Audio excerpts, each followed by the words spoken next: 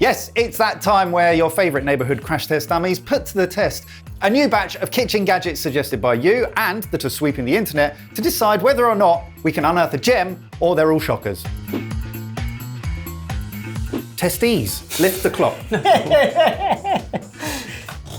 Oh. It looks kind of familiar and then not at all. It's like a cafetiere had a baby with a hand mixer. I like the design of it, I don't know what it does. Ah, look at the bottom. Always look at the bottom. This, Oh my God. so it reminds me of a gadget we used to have in hotels when you're doing big banqueting and you're dispensing sauce onto plates. It's that with a mixer. with a mixer. Okay, It's for batters, right? like pancakes and stuff. This is the Bodum pancake maker, all in one. This is what they claim. Forget about using who knows how many tools whenever you crave pancakes. The Bistro Pancake Maker is here to solve that problem and avoid washing all of those tools afterwards. You pick your recipe and ensure all the ingredients are ready to mix. But what if something in this case, did that for you? It's precisely why we want you to meet this pancake mixer. Shall we give it a test? Please. Yeah. So in order to test the claims, I guess we're looking for ease, we're looking for lack of washing up, operationability. Let's have a play. So you have all the ingredients there for American fluffy pancakes. Everything's weighed out except for the butter, right? Yeah, you've got 135 grams of plain flour there. So 2 tablespoons of caster sugar. Because it was self-raising, we're adding some baking powder. 1 teaspoon of baking powder. So 2 tablespoons of melted butter, 1 large egg, 130 ml of milk. Now, absolutely, each of those ingredients could just be weighed into the jug. Tare function each time. You do have Away you go. You do have volume measurements on the side, and then pinch of salt. Lock it in. I've done the weighing, Baz. You can do the mixing. We are told countless times in the comments, and I agree, you shouldn't overwork a pancake batter. It'll become tough and chewy. Is this getting the stuff from the side? Because I feel like we've got a huge pocket of flour here. Okay. Yeah, we're going Try to not to get any mess. We're trying to do this fair. Round the edge, it's huge pockets of flour that haven't caught. If I was doing this in a bowl with a whisk, I'd have already been a step ahead. It is laced, so we'll try and go without thingy. See how thick it is? I see what happened there. Okay, this is what we're here for, people. This is what we're here for. There is a big pocket of flour. You said always check the bottom. And we didn't. This is why I live by my rules. So you're going to have to tickle the bottom. Okay. So let's try again.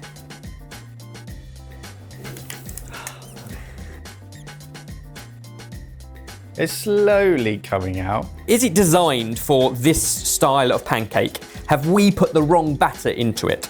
Because if it's a crepe maker, I think it'd be gushing. But it's not, it's really struggling to get out. Here we are now. Baking powder doing its thing because you're getting the slight activation when it's got wet and the heat, you get the bubbles. These are all completely irregular because of the flow. They are irregular in both shape and size. We have pockets of flour. I would be an upset child if my pancake had that in it. You don't care, you're going to cover it in maple syrup, mate. Very unimpressed based on our choice of pancake batter. It hasn't, I very rarely cook this type of pancake at home. We do crepes, and I think this will work perfectly for a crepe pancake. And I like the way the mess is contained. I think this in a crepe batter will do a better job as well at mixing it. Like with all these gadgets, I'm sure it is demonstrated both in short form social media content and at food expos by someone who's tried and tested the perfect ratio and recipe and it works every single time. Like every gadget we test straight out of the box, it needs a bit of getting used to. I make American pancakes with my little girl most Sunday mornings. Maybe it's a little bit looser than that. It might work. And so when I think of pancakes, I think of these, and actually what we've proved is it probably can't handle thick batters. So in the marketing material from Bodum, who are a Danish company, the batter comes out really loose, but the pack shot of the pancakes are thick American style pancakes. So I don't know whether there's been a little bit of marketing jiggery-pokery going on, but that's why we do these. We said at the start it's a pancake maker. It's only doing 50% of that job because I'm doing this. What it really is the batter beater, and that's the bit it doesn't do very well. It doesn't catch the sides like a whisk and a bowl would. It gets flour caught in the bottom. Can I just ask if anyone, does anyone know where Ben stands on this?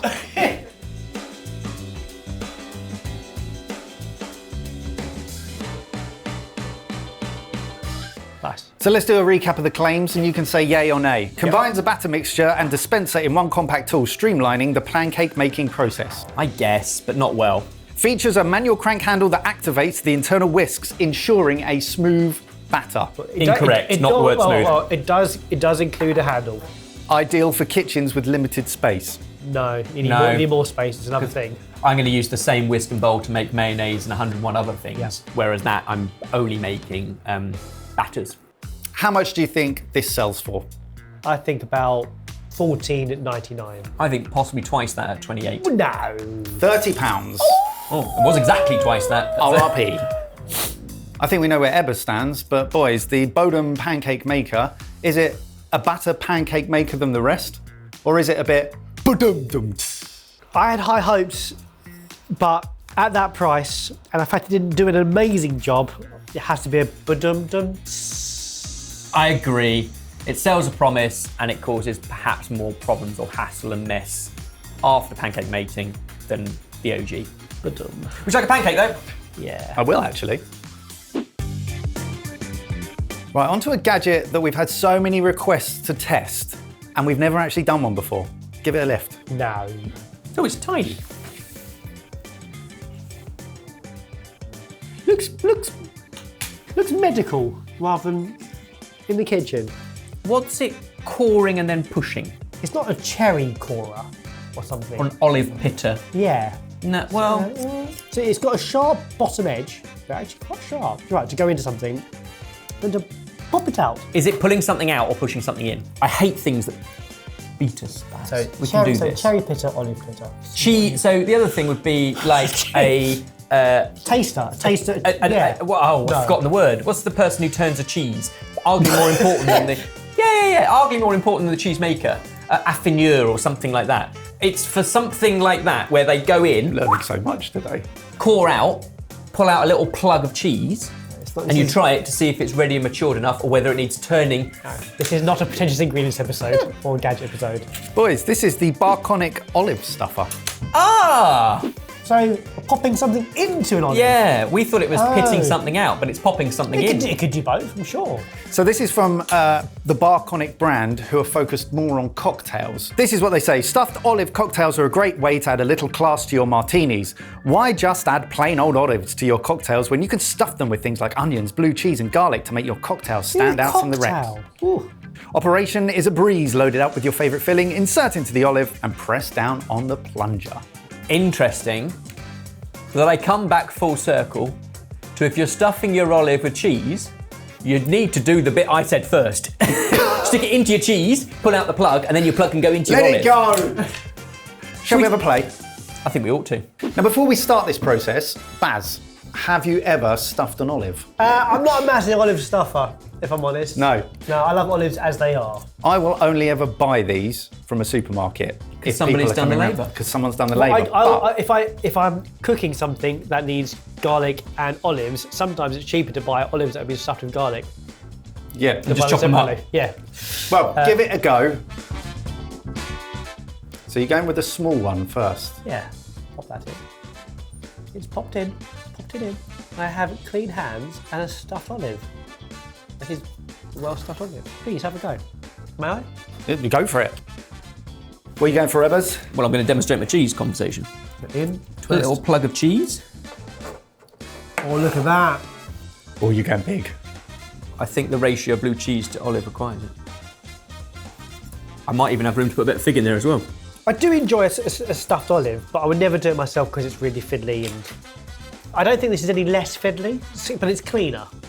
So I think at a bar, it makes a lot of sense to do something and a bit of theatre. If you're doing these en masse, it's better to use piping bags or something to make it to do it en masse. But well, Barconic do claim that this saves time in both professional and home environments and speeds up the repetitive process of stuffing olives. It's a really fiddly process, so this makes it easier, but not seamless. Yeah. I think it depends on what you're putting in. I think a quartered almond or these saucissons, but if they've been cut into slithers, I think that will work. And when it comes to this tool, I don't think wet things work. So I'd rule out both of those. I'd go with a whole fig. I'd pre-prepare that. I think the cheese works. Yeah. But if it was something like an almond or an anchovy, I think you'd also be in quite a good position. So I think it all comes down to your olive, how big it is, and your choice of filling. On their marketing materials, what are they demonstrating this with? They're suggesting things like onions, blue cheese, garlic. So the blue cheese was the only one that worked out of, they're all too soft or big. Let me run through some more of the claims and you can yay or nay them. Delivers cleaner, more professional looking results than hand stuffing or spoons. Yay for the blue cheese. You couldn't do it with a spoon.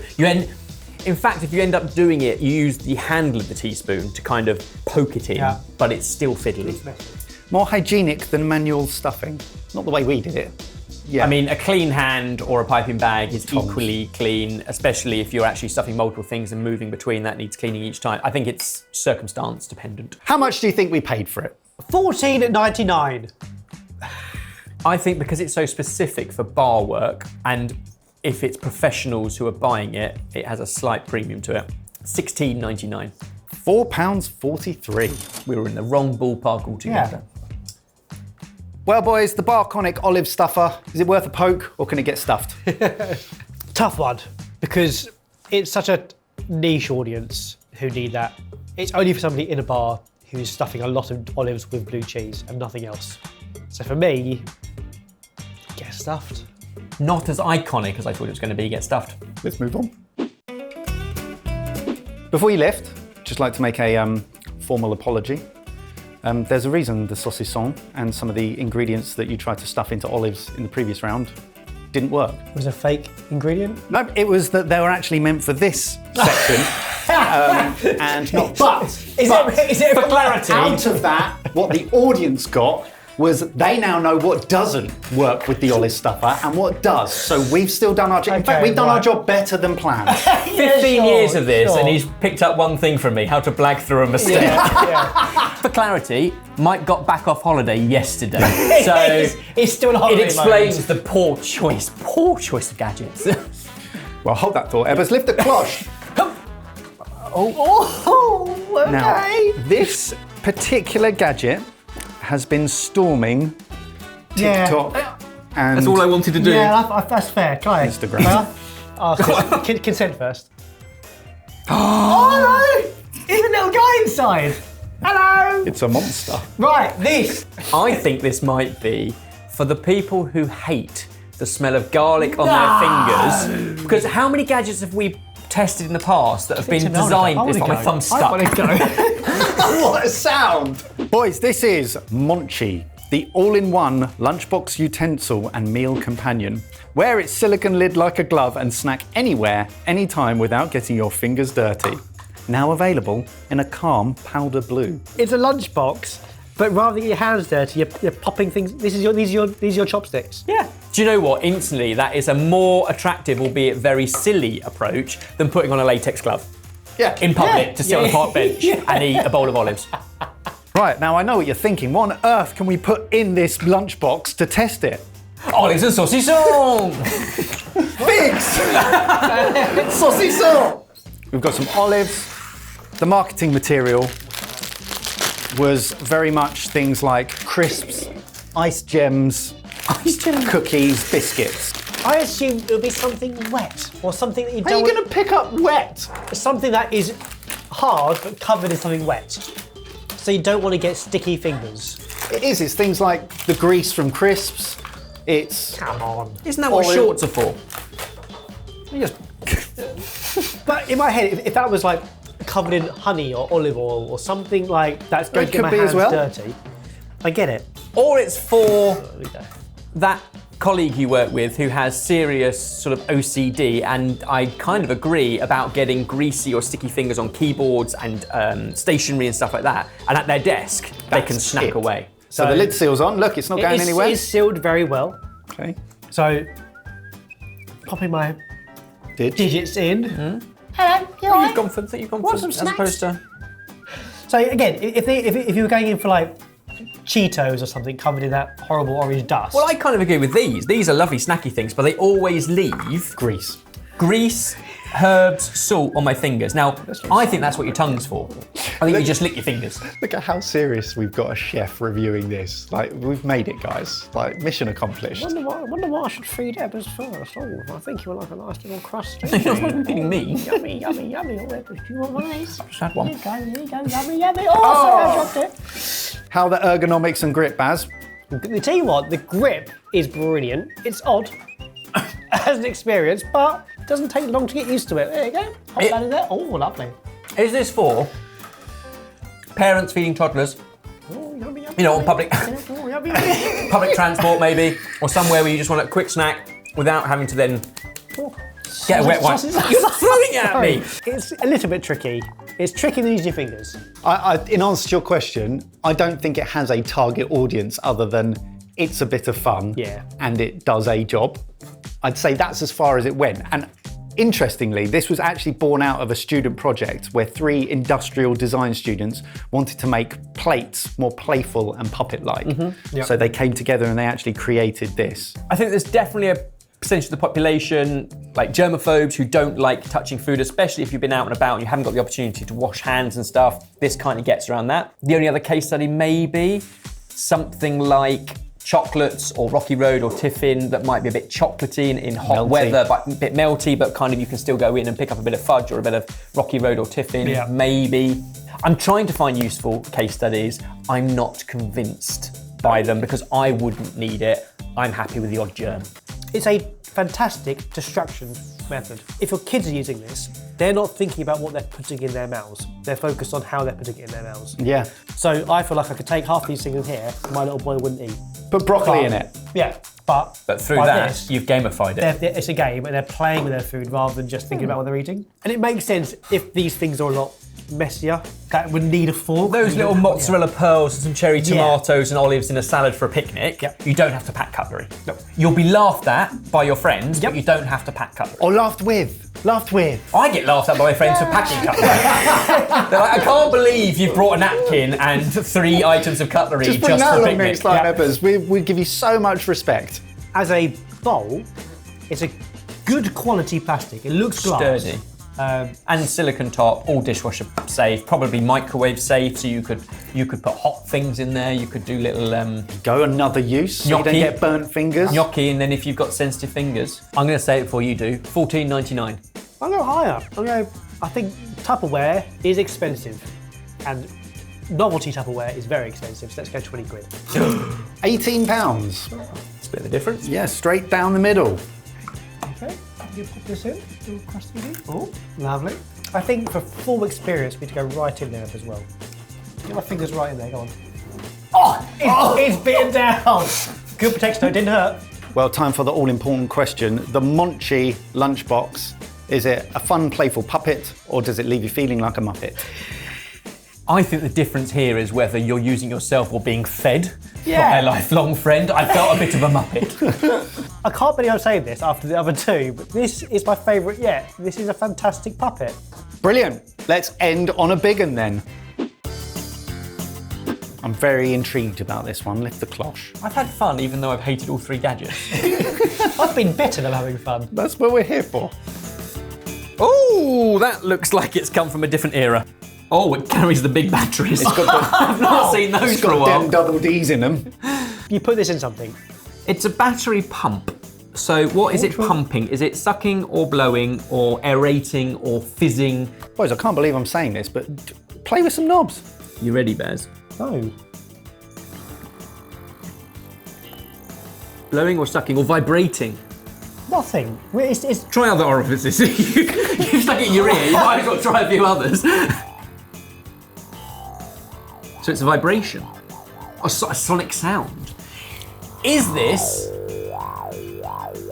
Do you remember when you tried to con me into thinking that the Sonic Chef vibrated and infused flavours into products? Do you remember the time you legitimately conned me into thinking it was true? Yeah.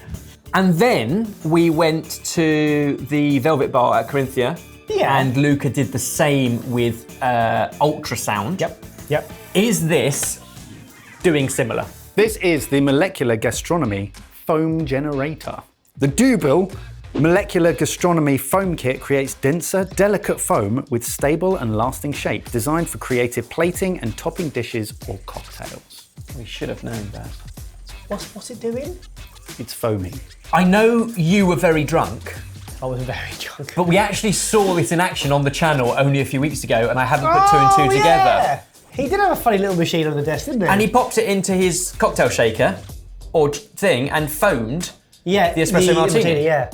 So liquids can be foamed by introducing lecithin into the solution and mixing evenly. The unit can then be turned on and the air stone immersed within the liquid creates foam. It can foam stock, juice, purees and other liquids infused with lecithin or similar stabilizers, and it works by pushing air through the air stone, which is actually stainless steel, to form bubbles really quickly. So very, very, very fine extrusion of air Tiny little holes. to agitate Gotcha.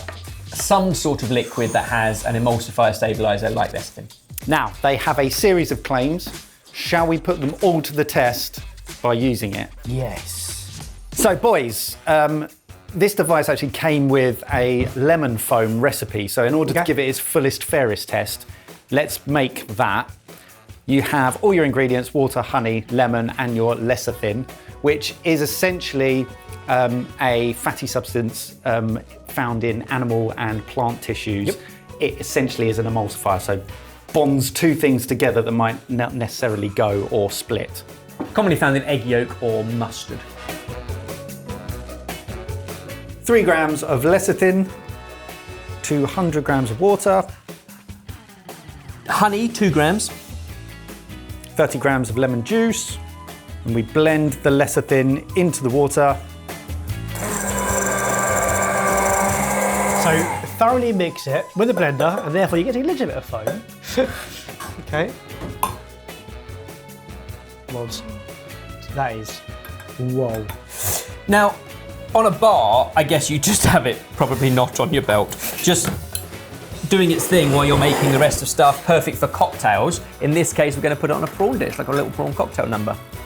So very stable foam. Yeah, it's not deflating. Look at that. Okay, right. It's lemony. We know who started this, didn't we? It was Heston with his foams of the sea. It's the only way you're going to get bubbles like that to hold their shape as well. I know a lot of people will watch this going, you could just do that in a jug, whisk it up and get some sort of mounds, but they're just not going to be stable enough. That's the stabilising bit. Yeah. That's the bit that you're not having to whisk furiously. Yeah. You can just leave it on the side to do. Of your belt. I just don't think of other applications for it. Well, it's okay, you got yourself a dinner party, you're prepping, lots of things going on, making some cocktails, you've got one order of froth to go. Yeah, but that could just be on the bench next to it. I'm thinking like, so you're very mobile. I'm thinking like when the trolley comes down the aisle on a plane and you order a cocktail, Right. basically your cabin crew Yeah. could be armed with all this to do like really fancy stuff. And are you taking your lecithin powder in a little baggie and just getting that on? Yeah. On the plane? I'm just trying to think of options where the mobile function of it. We sit in very different parts of the plane. Because otherwise you just plug it into the mains. The fact that it's battery operated means you can be on the go with it. Festivals. You could be sat in the interval in a theatre and you could do your own cocktail. I'm just trying to think of places that You were wondering what people would think of you for putting your hands in a little bit of a silicone puppet earlier. How's my lemon foam? Completely pointless, but I like it. Right, let's talk about the claims and you can give me yays or nays. A denser and more delicate foam than other methods. 100%. Yep. Perfect for parties, events, caterings, gatherings and hotel dining. Yep, not least because you can do it in one part of the hotel, restaurant, bar, and it hasn't deflated by the time you get it to the diner customer at the other side. Visually elevates the dish. So it's very subjective, but yeah, it adds a dimension that you couldn't do otherwise. It does this thing really well, and what I like about it is how little attention they've paid to the design of it, because it doesn't matter. It's function over form. Yeah, and it's not been touched for 40 years. I think that The colour palette is off. Yeah, it shows that it's a product that's working for its use and not for its looks. As a gadget, I would compare this to that is more friendly for home use is the bubble gun. Yeah, the cocktail bubble thing. That's got the same amount of theatre and silliness to it, but it's more comical and fun for at home. Ebbers, in a professional kitchen setup, how would you normally create foam without the use of one of these gadgets? You still need the stabiliser, and then you have to do it by hand. So whisking or... Yeah, which is fine, and you'd get a fair amount of bubbles and you'd use it to order. Or a hand whisk or a hand mixer. That's a kind of plug and play, just push go and leave it, and it will continue to refoam. So if you haven't set another table for 20 minutes and this is deflated, although notice it barely has, then you could still serve more of it, or you can whack it back in and build up more bubbles in no time at all. So it's the ability to keep going back and serve dish after dish after dish across a 3-hour service. Boys, would you like to know how much this sells for? Well, you can't until you've guessed. Yeah. I don't know. I have no idea. But I'd say £45.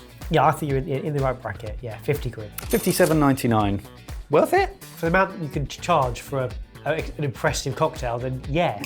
Yeah, definitely. You need all the other bits with it, but yeah, it does the job. I don't know if there's cheaper versions out there. I've never looked into buying one, but having seen professionals use them, it obviously does the job. So the molecular gastronomy foam generator, is this a fabulous foam party, or does it leave you feeling deflated? Do you know, I've got to the ripe old age of 38. I've never been to a foam party. It's too late. It's too late. It's too late. It's too late. You can't go to one now. It'd be weird now, wouldn't it? Without being asked to leave. Or not even getting in. That's depressing, isn't it? Yeah. I think it is a fabulous foam party, but like most foam parties, once you've done it once, you won't do it again. I don't know. I disagree. I wouldn't say it's the most fabulous looking, but it absolutely delivers. So I'm with the fun foam party. Thank you to everyone for suggesting we review those gadgets. Remember, if you see them on your feed, we're hungry for them, so make sure you tag us or tell us in the comments section below so that we can get a chef and a normal honestly reviewing these next time.